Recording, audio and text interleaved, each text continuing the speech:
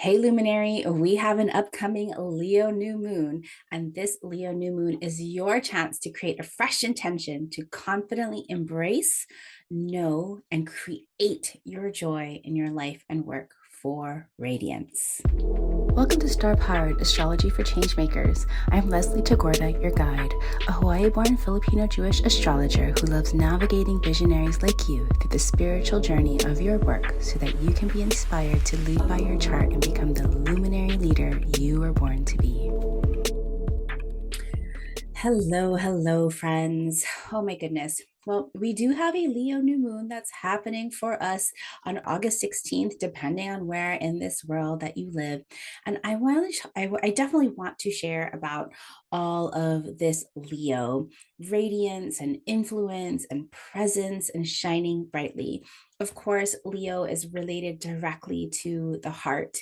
And honestly, as I record this, I am just absolutely heartbroken. So I'm recording this on Friday, and just a few days ago, in late Tuesday night and through early Wednesday morning, wildfires blaze quickly and just so quickly through West Maui in Hawaii and completely annihilating the historic town of Lahaina. Now, I'm born and raised in Hawaii, and at this time I've spent like half my life born and raised living in Hawaii and half my life living here in San Francisco with just tremendously deep roots to Hawaii. And we have each of the islands that before King Kamehameha, the islands each had their own kingdoms, but they were still unified all together through the Hawaiian culture, the Polynesian culture, and all of the different things. Now, even though we have these islands are so interconnected that when something happens on one island, you have this feeling that it just impacts every place else.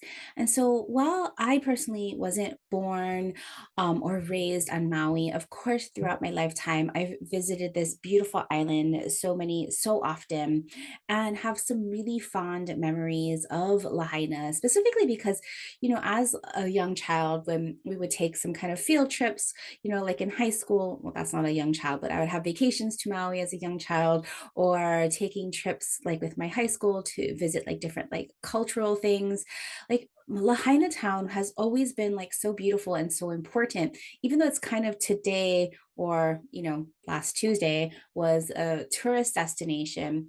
That front street filled with bars and restaurants, that front street of Lahaina, Maui used to be a whaling village where people from all over the world would come to Maui as one of the early capitals of the kingdom of Hawaii, where it was really a global trading place where royalty, where merchants, where business people from all over the globe came and visited. And so that Lahaina town, that front street of Lahaina town was so historic. There's all these like two-story wooden buildings, like straight out of a Western, but of course, Hawaii Paniolo style. Paniolo is a term for a Hawaiian cowboy, and Hawaiian Paniolo still exist today. Anyway, I I got off my track, but just thinking about this island of Maui, I have a few distant relatives that do live in Maui. When my grandparents moved from the Philippines back in the 1940s to work on plantations and whatnot, their first step into Hawaii was through Maui. Before then, they moved to Oahu, and it's such a beautiful place. Now, of all of the islands, now, Maui is the second largest island in terms of size, and it is also the second largest island in terms of population. But of all of the different islands, for whatever reason, over the last few decades, Maui has really increased its population of, how would you want to say, like expats? I don't know exactly how to say it, but people who have decided to move to Maui. And, nothing against white people, and that's not what I'm saying, but it just happens to be a lot of Caucasian and white people that have moved to Maui. That every time I've visited Maui, I find less and less and less local people, less brown people, less people that have been there for several generations, and so few native Hawaiians. Now, that's just a noticing. I'm not judging or anything, I'm just kind of noticing. But Maui has definitely been this kind of place where people from other places have come to live more so than the other islands, like Oahu, where I'm from, where Honolulu is, which is like the most populated island. It's definitely an urban, Honolulu and Waikiki definitely is an urban place with close to, 1 million people living just on Oahu. Maui doesn't have as many people. But coming back to Maui and just the devastating fires that have just swept through, I mean, just so quickly, these fires that have swept through really started getting me to think about this idea, of course, from an astrological perspective, simply about the elements fire and wind, like why these fires had such a magnificent impact. Magnificent is not the right word.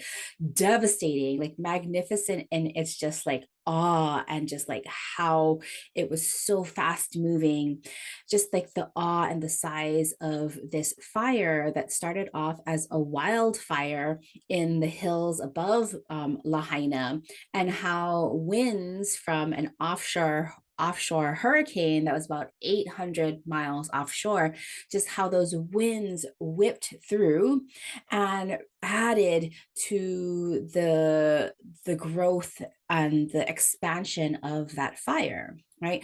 We know just from just coming back to the elements that fire, passion, consumption, also creation, also purification, right?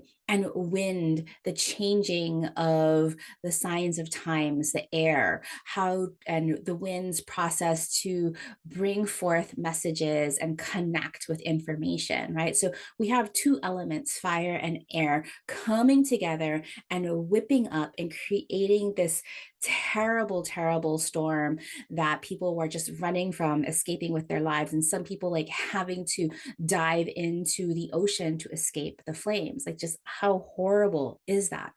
Now, thinking about fire and air, and then, of course, the other elements, earth and water, and how we need all of these four elements in balance to be able to be effective, for us to be well, to us, and going into like just those Virgo energies of that wellness.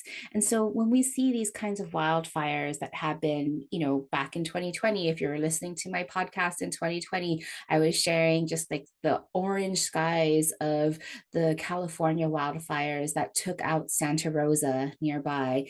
And then even just more recently, all of the wildfires in Canada. And I'm just talking about here in like the Americas, of all of these different wildfires, and how we have this misbalance, right? I don't have to talk to you about climate change. Like, hopefully you are a climate change believer, but I'm talking about this because I'm trying to process these ideas on a more like spiritual global level, around how we are so out of balance with our natural environment, and how in a way these natural disasters are Mother Earth's call to to say like, hey, I need to be stewarded, I need to be protected, and what are you going to do to protect me?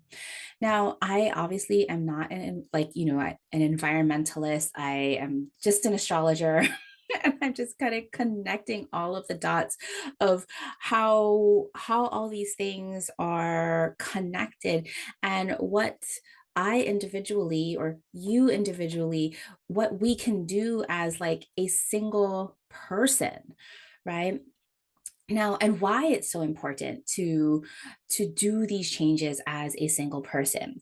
So, if we want to start with just kind of sending love to Maui and all of the people that have lost their homes, their businesses, their communities, and how the Hawaiian people, or just the Hawaiians, Hawaii as a state, as a kingdom, as a people, as a culture, has lost such a significant historical part of its identity. To send love there is to send love to Mother Earth and figure out like connecting the dots of like how this piece is not just significant for Maui, this is significant for all over, no matter where we live in this world, right? Because what made these wildfires so potent, right, was an ongoing drought in Maui. Ongoing drought, right? No water, lack of water, and hillsides covered with dry, invasive flora. Now, one of the things that makes Hawaii so beautifully unique is that it is completely isolated, right? Hawaii is like surrounded by 3,000 miles on all sides by water. And before people started coming into Hawaii, we had Hawaii had native flora, native fauna, all of these things that all of these beautiful living creatures that evolved with very little defense mechanisms because it was safe. There were no, for many birds, they lost the ability to fly because there weren't any like snakes or other predators. For many of the trees, they lost their like thorns and their poisons because there weren't anything like that was predatory or invasive.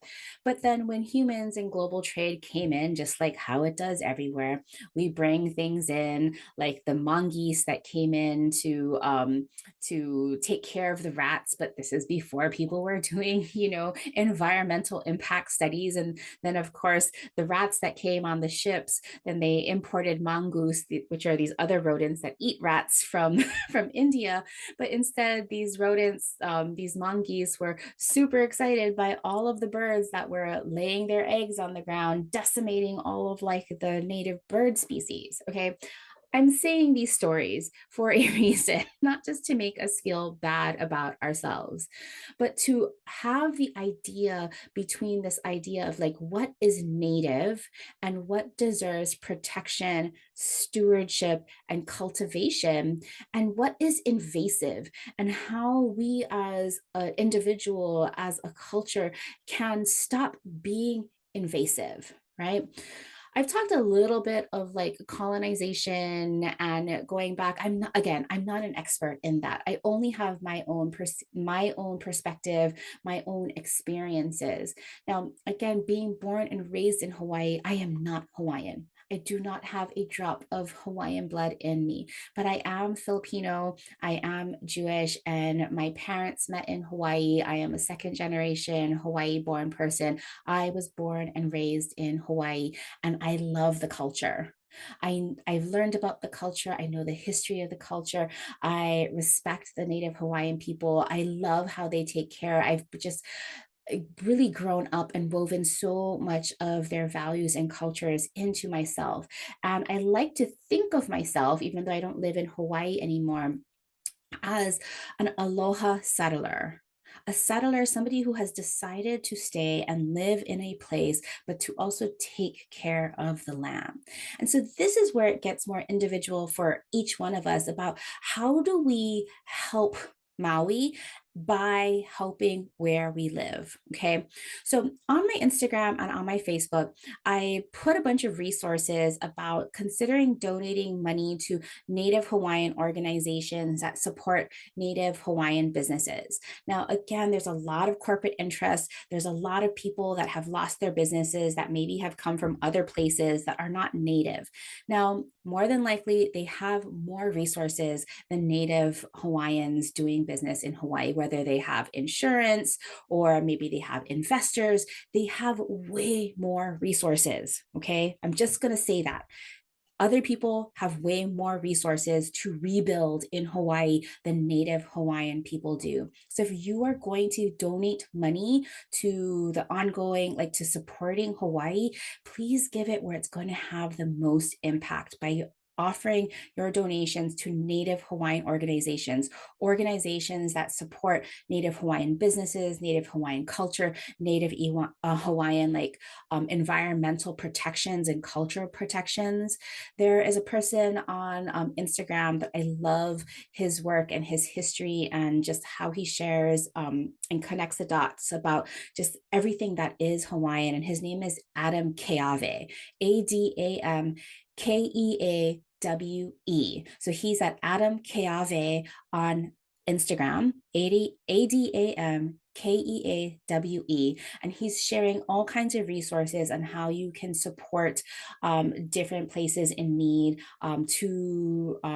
for this response to Maui.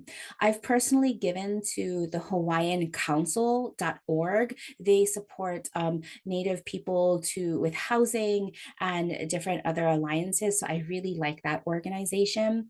And there are a lot of local Hawaiian businesses that run by Native Hawaiian people and local Hawaiian people who are donating their proceeds to Maui relief. And so that's another great way to really support this, the culture and the people. If you're looking to give or invest your money, vote with your money, right? Invest in your values with your money. I love the work of Punky Aloha, Punkyaloha,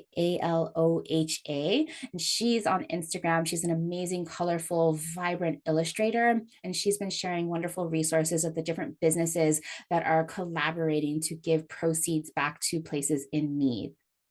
Now, the one other thing that I really want to talk about, right? Because I bet you love Hawaii.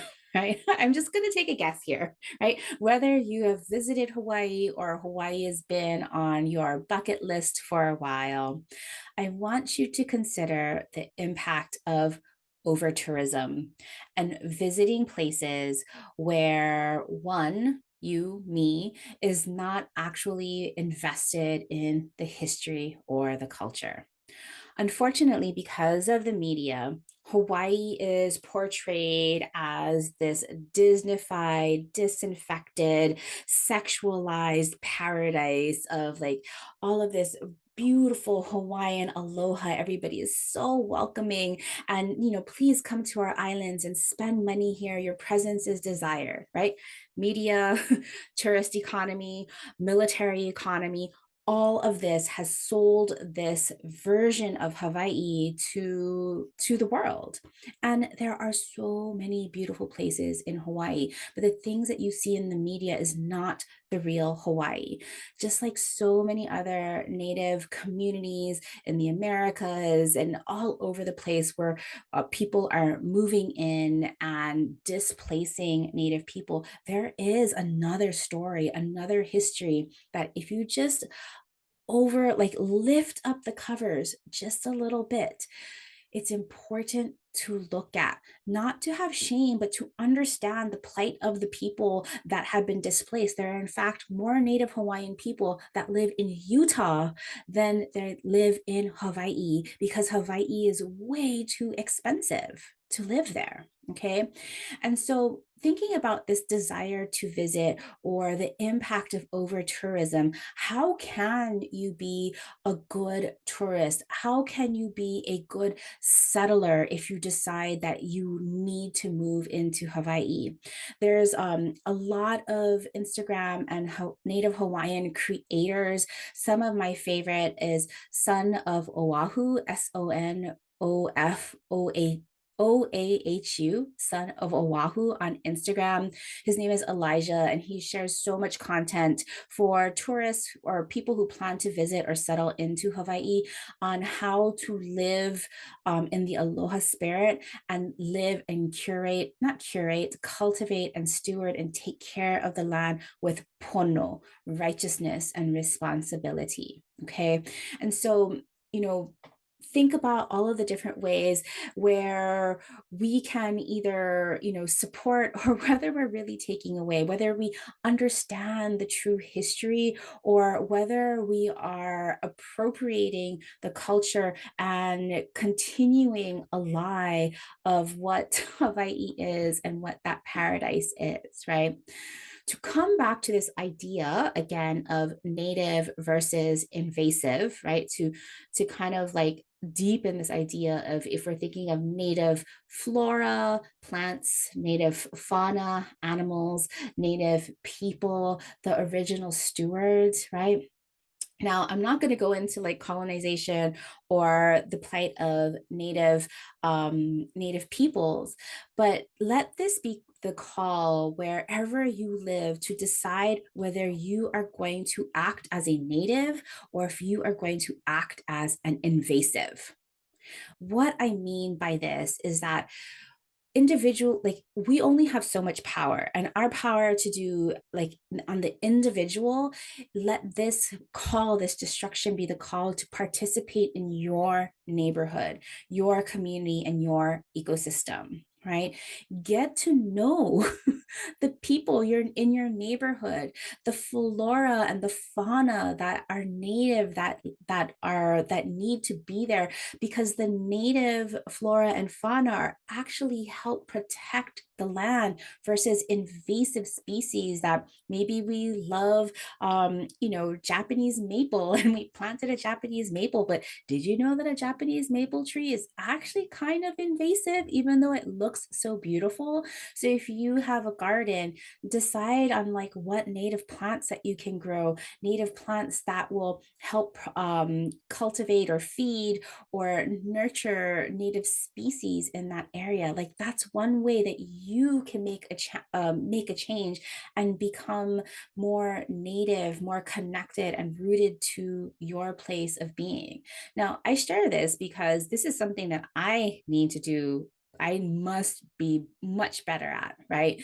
I'm so grateful that I have resources to donate money to different places, but even in my own home, now that I call San Francisco home, I know that I have not been doing enough to be part of the community, to be a steward of this land, right?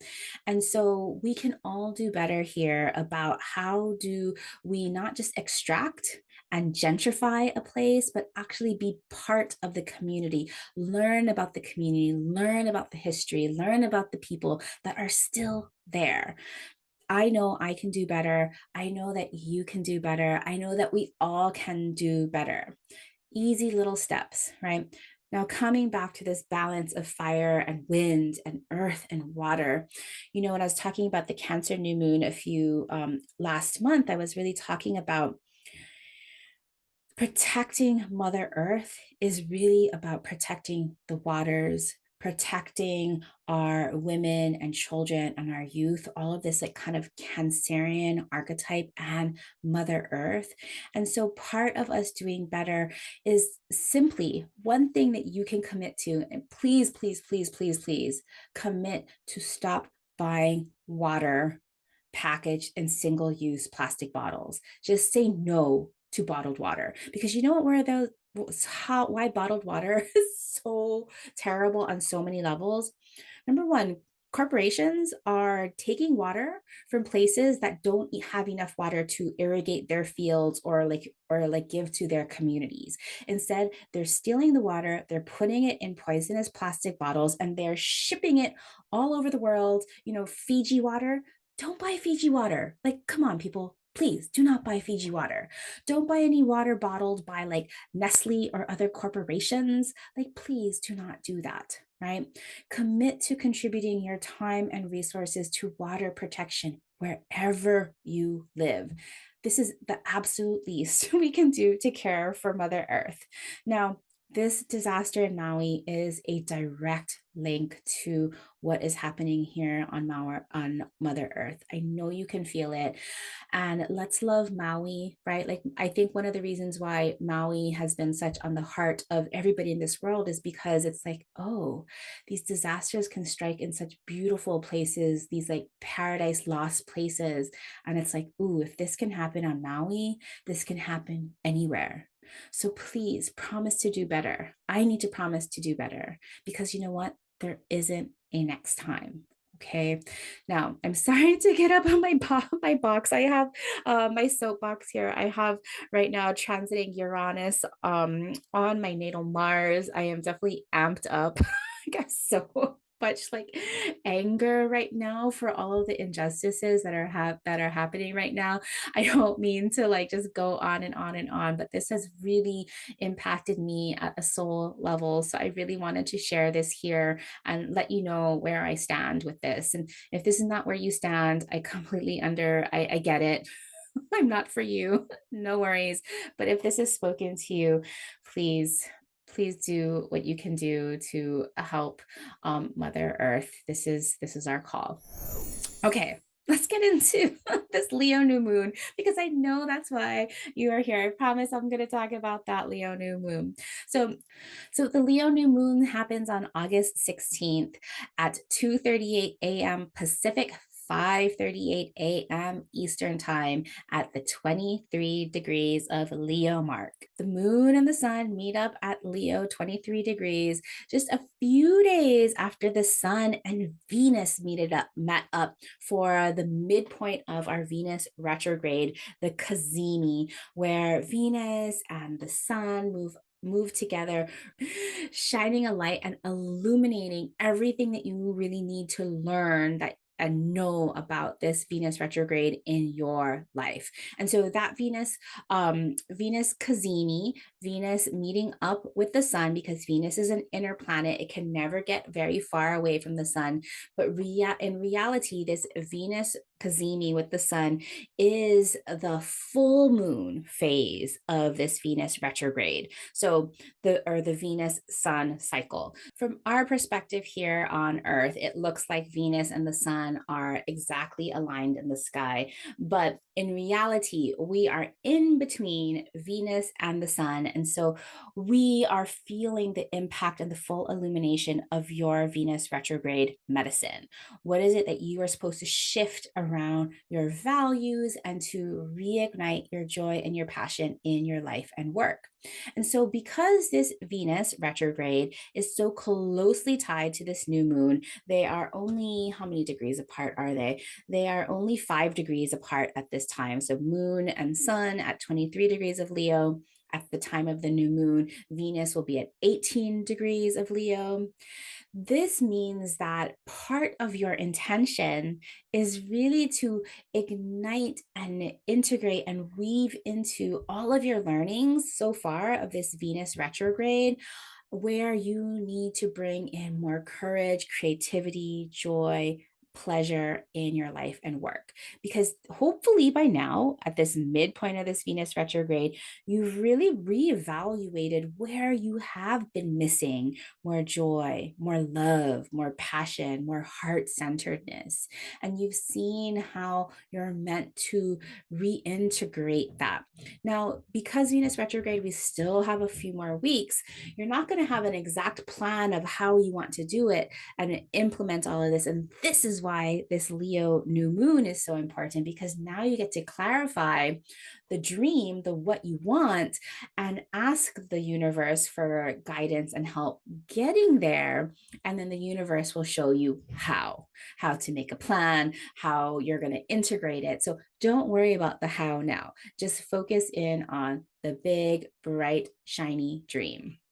So it's time to create a beautiful intention, a Leo intention around all of the pleasure and joy and radiance that allows you to shine so brightly, a magnetic frequency to all that is yours. Right. In last week's podcast episode, I was really exploring this idea of presence and how this idea of Leo and shining brightly is that presence that we embody, that presence that we radiate, and how that presence is your key to being able to make a memorable impression, which ends up creating your brand. Right. In a nutshell, that's what I was talking about last week. And so this week, as I've been kind of like deepening this question into what is presence, and what is radiance, I really started to think about this idea of influence. Okay.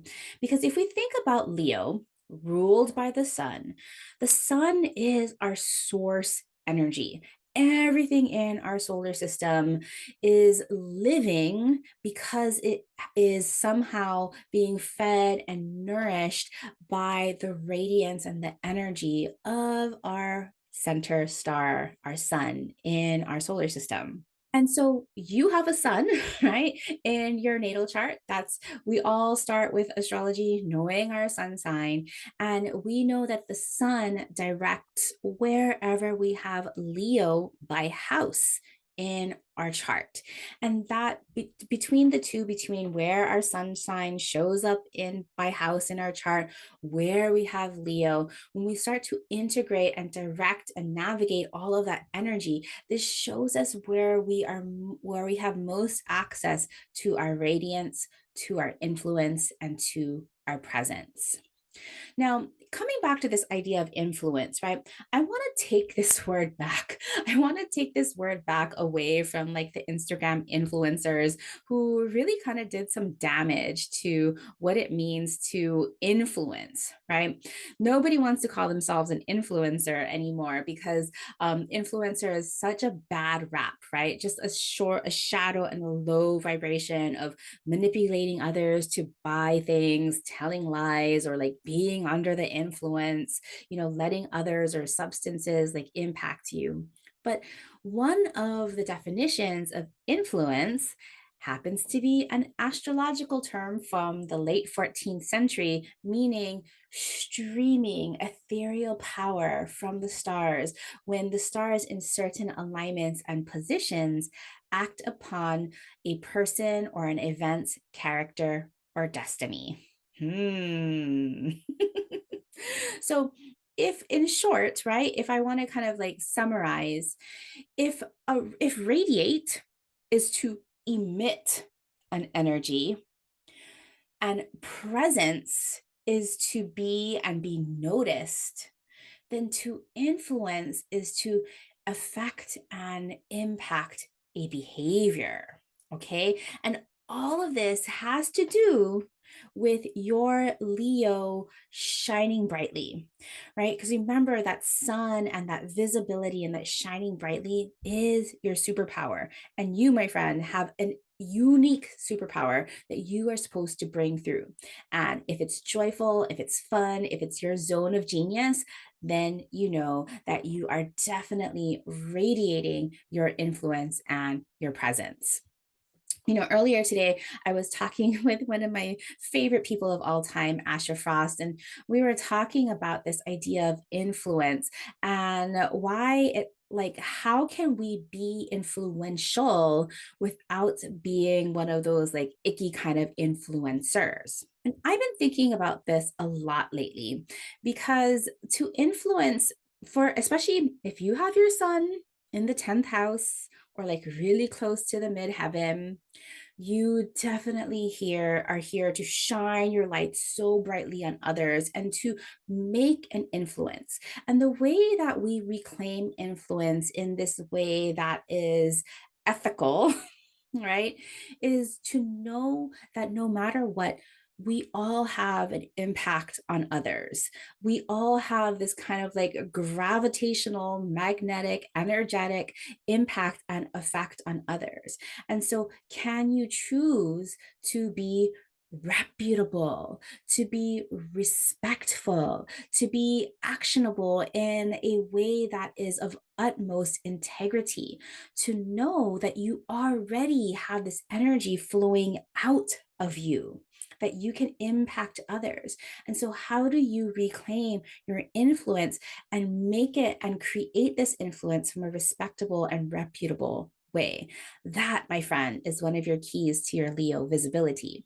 And then the presence that we talked about in last week's episode about taking up space, being memorable and confident, being present and noticeable in your energy, right? We bring that presence and that influence together to create your Leo shining brightly radiance. That is what I mean when I talk about you radiating and shining so brightly. It's you radiating out that presence and influence in your life and work. And what makes that presence and influence so easy to capture is when it comes from a place of heart, when it comes from a place of joy, and when it comes from a place of courage. I know you have it in you. So, to think about this Leo new moon and getting clearer on how you want to amplify your radiance and shine more brightly in your life and work, we can definitely take a look at some of the astrology of this new moon. And then I want to offer you some journaling questions so that you can deepen into what it means for you to radiate and shine so brightly. And of course, I'll share with you all of your personalizations by house activation for your Leo new moon. So let's just take a look first about the astrology of this new moon. So, of course, earlier I was talking about how this new moon is conjunct by 5 degrees to that Venus retrograde. I want to remind you that that Venus retrograde conjunction is asking you what refound and revalued, right? Again, refound meaning you had kind of lost it, but it was always there. And revalued, meaning it brought you so much joy. And now you refound and revalued that joy that you once had. All of those Venus retrograde in Leo, the medicine. What refound and revalued joy will you weave into your work and what you do? Remember, the sun, Leo, your source energy is your brilliance. It is what you need to be doing every single day to amp up your joy and your zone of genius, your influence, and your superpower. Okay. So, Venus retrograde, what have you refound? What have you revalued that you need to put back into your what? Okay, new moon in Leo is also squaring Uranus in Taurus. Oof. Anytime Uranus is involved, we are pulling a quantum leap, right? And what a quantum leap really means, right, is that if we're just taking a leap or just kind of following along the path, we're taking these linear steps, do X, then Y to get to Z. But when we have quantum, anything is possible. Okay, quantum mechanics. There have been some amazing discoveries that were announced yesterday about how quantum scientists and not physicians, physicists have discovered how particles turn in, how even more deeply, how particles react and do their crazy things in the quantum field that is separate from our, our mass, our our thick fleshiness, right? And so when we think about taking a quantum leap is jumping into any possibility, your highest possibility. Okay. To be able to step into your highest possibility is to be able to hold what you want. If you don't know what you want, if you don't know what your big dreams are, even if you can't even figure out the steps to get there, intentions are not about how to get there or the strategies to get there. It's about telling the universe what you want. And so now that we have the new moon squaring Uranus, this intention of yours is asking you, what shakeups would you be open to, right? That's the quantum leap. knowing that it would ultimately quantum leap you into your highest possibility. So this question is a little more deep because you need to know what your highest possibility is, right? Even if you can't possibly imagine how you're going to get there, right? One of my highest possibilities that I've been saying aloud all the time because I want to make it happen is to bring the Astrobrand method to millions of people. Because what would the world look like if everybody absolutely knew who they were meant to be from their stars, that their highest potential and possibility? If we all knew that, what would the world look like? Right? So I know that my highest possibility is to bring this work to millions of people. Do I know how to get there? I've been struggling to get, 6,000 followers on Instagram. I've been struggling to bring this podcast to the masses. But you know what? I'm not going to worry about the highest or the how. I'm just going to worry right now about Uranus. Like, am I willing to go through some shakeups? And, sometimes because shakeups are the unknowns, they're a little bit uncomfortable, discomfort, right? So, am I open to some discomfort? Absolutely, especially if it gets me to my highest possibility. So ask yourself that. Are you able to open yourself up to a little bit of change and a little bit of discomfort, knowing that you can quantum to your highest possibility? What would that possibility and potential be for you? Okay. Also, on the day of the new moon, that new moon is trining Chiron in Aries, and that beautiful trine, that flow, asks, what of your one of a kind genius superpower, right? The what you do in the way that you do it that differentiates you from everybody else doing the same thing, do you have? What part of your genius, your skill, your superpower, whatever that is, and how you do it, what genius do you have that is a result of overcoming or working around of a place of hurt or wound? Right? Remember, Chiron represents in our life and our work the thing, our chronic pain or wound in ourselves that we cannot heal, but we can heal in others. And so, this new moon, our what we do, our Leo radiance and brilliance and joy, trined with Chiron, is saying, hey, take stock of one skill, at least one skill that you have picked up that you are just so freaking good at because you had to pick up that skill to overcome or work around a past hurt or wound. So for me, right, just as an example, for me, my Chiron, I have Chiron in Aries. I just passed my Chiron return. My Chiron in Aries around my hurt around my own identity. Growing up as a mixed race person, having so many different identities, never knowing who I was. And as a result of trying to figure out who I am, coming into branding, coming into astrology, new moon, trine Chiron, my one of a kind genius and superpower, of course, is this astrobrand method, this connecting the dots between our identity and how we're meant to show up in the world. So, by noticing that one of a kind genius in that trine is to give it gratitude, give it appreciation, and use that gift with the utmost responsibility because now you have absolute awareness of it. Last one, Uranus is trining Mars, and Uranus is squaring the new moon. So we're going to pull that in there. Mars activates, Uranus awakens. And so we have a Uranus trine Mars at the time of this new moon. And to me, I asked it, like, what are you trying to tell us here with this activation of awakening?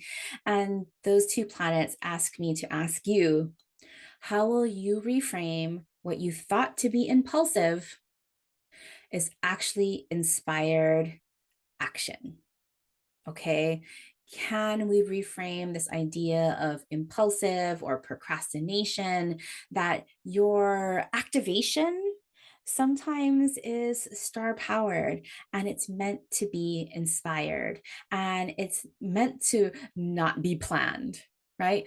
Nothing that Uranus is going to do will you ever have marked on a timeline or in your calendar. Let me just say, right? Uranus will always be impromptu.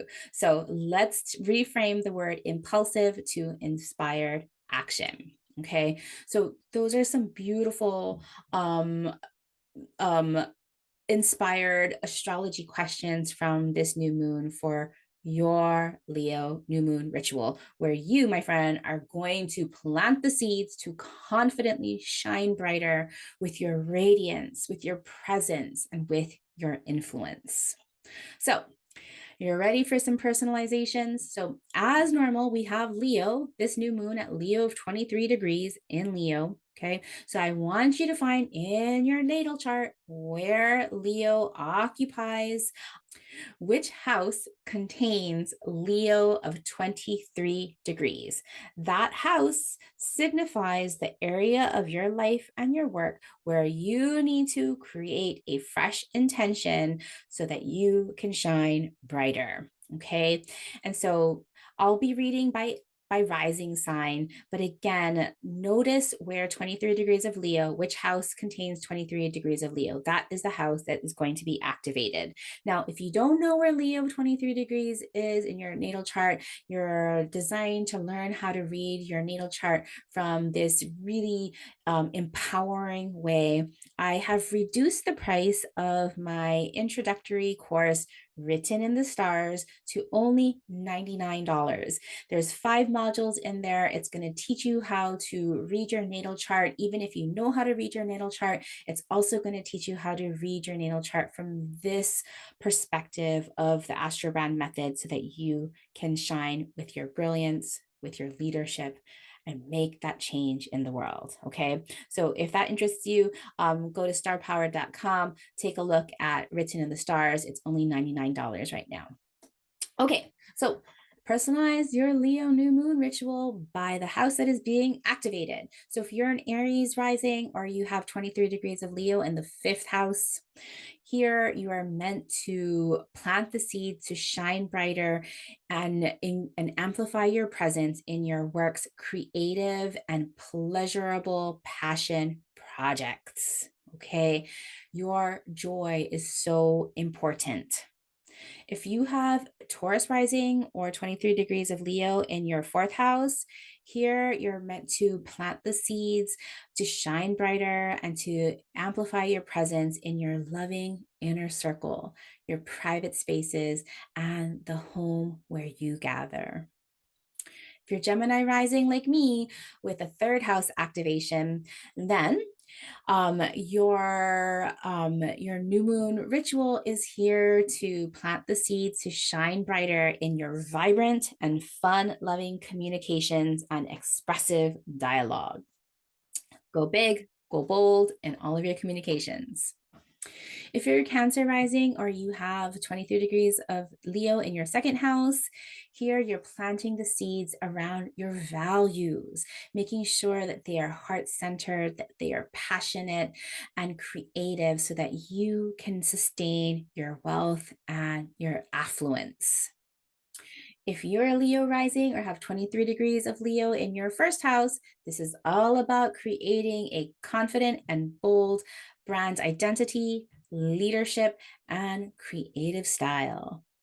If you're Virgo rising and have 23 degrees of Leo in your 12th house, this is about activating a new intention for soul-centered, blissful restoration through play. How can you bring more ease and flow into your life by prioritizing play?